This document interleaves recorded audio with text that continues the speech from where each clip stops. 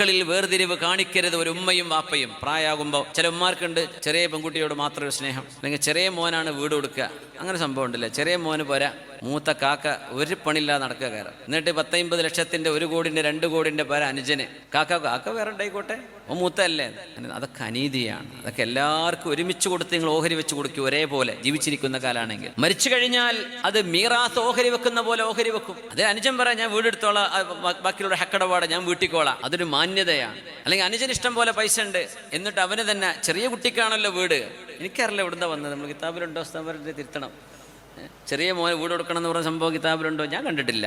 എനിക്ക് അത്രേ പറയാൻ കഴിയുള്ളൂ. അല്ലെങ്കിൽ അത് മൊത്തമായ ഒരു മീറാത്താണ്, അനന്തര സ്വത്താണ്. അത് ഒരുമിച്ച് ഓഹരി വെക്കണം. എങ്ങനെയാണ് അതിൻ്റെ കണക്കെങ്കിൽ അങ്ങനെയാണ് ഓഹരി വെക്കേണ്ടത്.